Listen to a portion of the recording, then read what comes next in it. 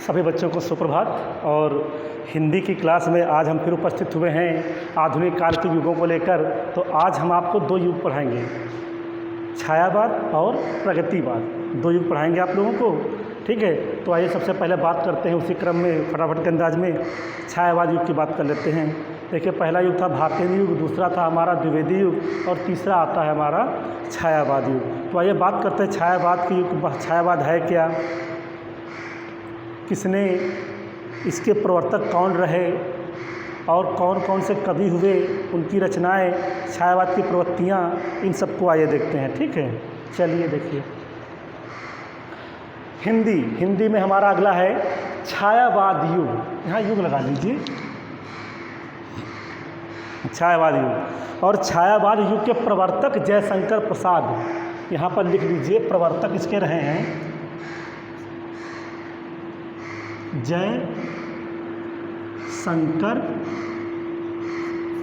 प्रसाद जी रहे इसके प्रवर्तक। छायावाद के प्रवर्तक अगर पूछा जाए कौन है, तो छायावाद के प्रवर्तक हैं जयशंकर प्रसाद जी। चलिए आगे देखते हैं। समय सीमा 1920 ईस्वी से 1936 ईस्वी तक। महावीर प्रसाद द्विवेदी जी ने सरस्वती पत्रिका का संपादन 1920 तक किया था और वहीं तक उनका महाद्विवेदी युग रहा, ठीक है। उसके बाद से हमारा छायावाद युग चालू होता है 1920 से, 1920 ईस्वी से 1936 ईस्वी तक, ठीक है। अब छायावाद है क्या, छायावाद है क्या, देखिए, सामान्य तौर पर किसी कविता के भावों की छाया, भाव जो अंदर जो भाव हमारे होते हैं कहीं अन्यत्र पड़े, मतलब कहा कुछ और या अर्थ उसका जो है छुपा हुआ होता है, भाव कहीं और होता है उसका, ठीक है, वो छायावाद होता है। इसे रहस्यवाद भी कहा जाता है, रहस्य बना रहता है। यदि कहीं अन्यत्र जाकर पढ़े तो वह छायावादी कविता कहलाती है। याद रखिएगा, छायावाद को रहस्यवाद भी कहा जाता है, ठीक है। छायावाद की विशेषताएं, मतलब प्रवृत्तियां देख लेते हैं क्या क्या हैं। तो पहली है आत्माभिव्यक्ति। पहली प्रवृत्ति क्या है, आत्माभिव्यक्ति है। दूसरी है आत्मविस्तार, मतलब सामाजिक रूढ़ियों से मुक्त। तीसरा प्रकृति प्रेम, जैसे हमारे पंत जी जो थे प्रकृति के बहुत बड़े कवि थे, मतलब प्रकृति पर उन्होंने बहुत कुछ लिखा, ठीक है। उन्हें प्रकृति का सुकुमार कवि कहा जाता है। तो प्रकृति प्रेम, नारी प्रेम एवं उसकी मुक्ति का स्वर, एवं उसकी मुक्ति का स्वर। समय था कि नारियों का शोषण भी होता था, तो उनकी मुक्ति का स्वर भी इनकी कविताओं, छायावादी युग के कवियों द्वारा उनकी कविताओं में लिखा गया। अज्ञात व असीम के प्रति जिज्ञासा, जो अज्ञात है उसको ज्ञात करने की जिज्ञासा। सांस्कृतिक व सामाजिक चेतना। मुक्त छंद का प्रयोग। मुक्त छंद ऐसा काव्य लिखा गया अधिकतर जिसमें कोई छंद नहीं, से दोहा, सोरठा, ठीक है, चौपाई, छप्पई, ये कोई छंद नहीं थे इसमें।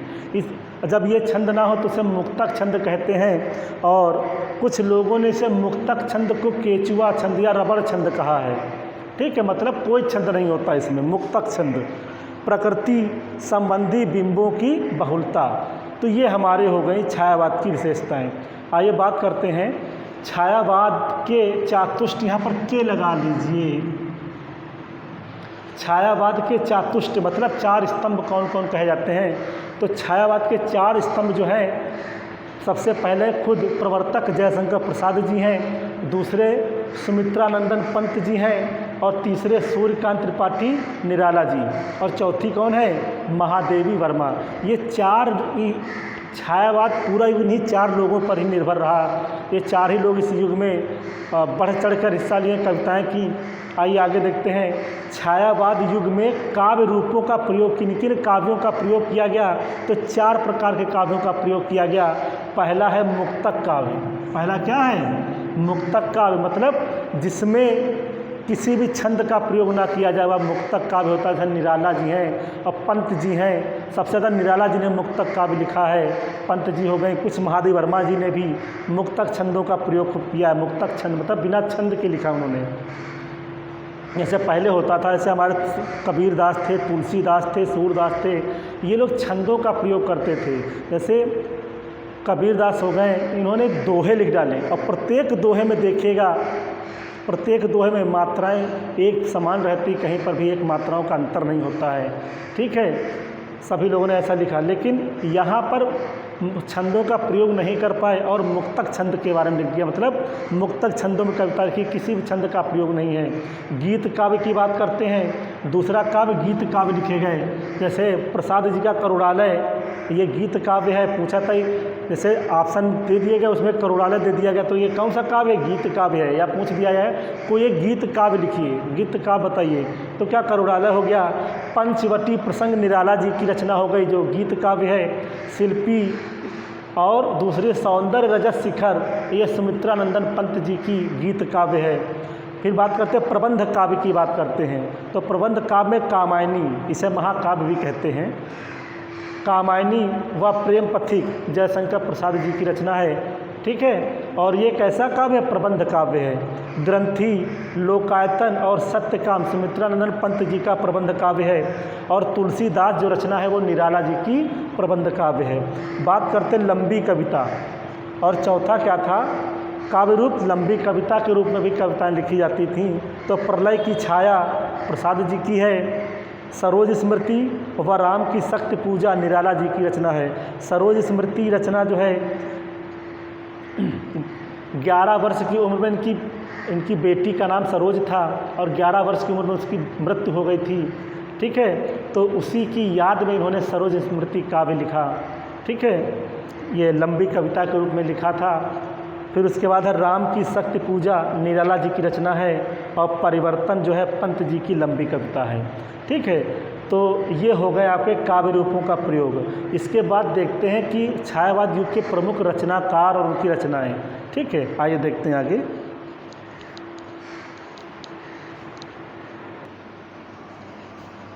चलिए रचनाएं देखते हैं इनकी। छायावाद के रचनाकार व उनकी रचनाएं अब देख लेते हैं। तो पहले बात करेंगे उन 4 लोग जो 4 स्तंभ थे, 4 की बात करते हैं। देखिए, सबसे पहले पर आपके जयशंकर प्रसाद जी हैं। जयशंकर प्रसाद, अब इनकी रचनाएं मैंने एक तरफ से मतलब जो है क्रम वाइज लिखी हैं। देखिएगा, पहली रचना इनकी उर्वशी है। वन मिलन, प्रेम राज्य, अयोध्या का उद्धार, सो को छवास पूछी जाती है, वभ्रुवाहन, कानन कुसुम। कानन मतलब क्या होता है? जंगल होता है। कुसुम मतलब फूल, जंगल की फूल है कानन कुसुम। प्रेम पथिक, महाराणा का महत्व, चित्राधार, झरना, आंसू, लहर, कामायनी। अपूर्ण है। 1936 में कामायनी लिखते समय इनकी मृत्यु हो गई थी। ठीक है, जयशंकर प्रसाद जी की। तो ये जो है इनकी कुछ महत्वपूर्ण रचनाएं हैं, इनको याद रखिएगा। उर्वशी, वन मिलन, प्रेम राज्य, अयोध्या का उद्धार, सो को छवास, वभ्रुवाहन, कानन कुसुम, प्रेम पथिक, महाराणा का महत्व, चित्राधार, झरना, आंसू, लहर, कामायनी, ये इनकी रचनाएं हो गई। आगे देखते हैं, बात करते हैं सुमित्रानंदन पंत जी की बात करते हैं। पंत जी उच्छ्वास पहली रचना इनकी। ग्रंथि, पल्लव, गुंजन, युगांत, युगवाणी, ग्राम्या, स्वर्ण किरण और स्वर्णधूल, उत्तरा, युगपथ, अतिमा, लोकायतन इनकी पूछी जाती रचना जो है।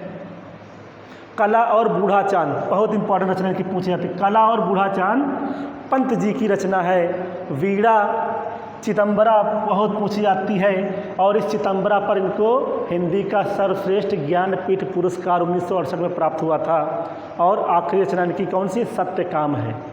ठीक है, ये याद रखिएगा। इनको क्या मिला था? इस पर ज्ञानपीठ पुरस्कार चिदंबरा पर मिला था, चिदंबरा रेखा पर। आइए आगे बात करते हैं। सूर्यकांत त्रिपाठी निराला, अनामिका, परिमल, गीतिका, तुलसीदास, कुकुरमुत्ता, अड़िमा, बेला, नए पत्ते, अर्चना, आराधना, गीतपुंज, सांध्य काकली, ये पूछी जाती इनकी रचना, सांध्य काकली। और राम की शक्ति पूजा, बहुत इंपॉर्टेंट रचना आपकी है ये। और सरोज स्मृति, सरोज स्मृति। राम की शक्ति पूजा उस समय की रचना है जब भगवान श्री राम लंका पर जाने के लिए समुद्र पर पुल बना रहे थे। बनाने के लिए समुद्र देव की उपासना कर रहे थे, पूजा अर्चना कर रहे थे, तो समुद्र देव बड़ा समय लगा रहे थे प्रकट होने के लिए। क्यों? हाँ चला। तो बहुत ही समय लगा देते हैं प्रकट होने के लिए। उस समय का वर्णन किया गया राम की शक्ति पूजा में। और सरोज स्मृति मैंने बताया कि निराला जी की पुत्री थी जिसका नाम था सरोज, और वह 11 वर्ष की उम्र में उसकी मृत्यु हो गई थी। तो बहुत ही अकेले हो गए थे क्योंकि इनकी पत्नी का देहांत हो गया था, फिर उनकी बेटी का देहांत हो गया, फिर अकेले रह गए बिल्कुल ये। तो सरोज स्मृति अपनी बेटी की याद में उन्होंने ये रचना लिखी थी। आइए बात करते हैं महादेव वर्मा। महादेव वर्मा जी जो है छायावाद की चौथा पाया है, चौथा चातुष्ट है ये। निहार, रस, नीरजा, सांद गीत, यामा काव्य संग्रह है। और महादेव वर्मा जी को यामा पर ज्ञानपीठ पुरस्कार प्राप्त हुआ। दीपशिखा और सप्तपर्णा याद रखिएगा।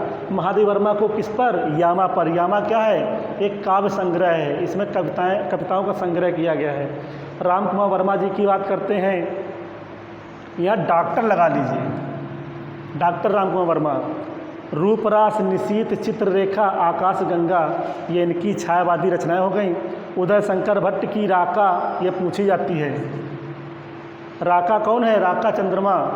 मानसी, विसर्जन, युगदीप, अमृत और विष, बहुत इंपॉर्टेंट रचनाएं किए हैं 2। फिर उसके बाद बात करते हैं वियोगी हरि की, निर्माल्य, एक तारा, कल्पना, और आखिरी में है हमारे लक्ष्मी नारायण मिश्र, अंतर जगत। तो ये हो गए आपके छायावाद के प्रवर्तक। छायावाद क्या है, उनकी विशेषताएं, तो कितने कवि, कितने रचनाएं, सब कुछ हो गया। अब इसके बाद हम बात करेंगे आगे अगले वीडियो में प्रगतिवाद युग की बात करेंगे। तब तक के लिए धन्यवाद।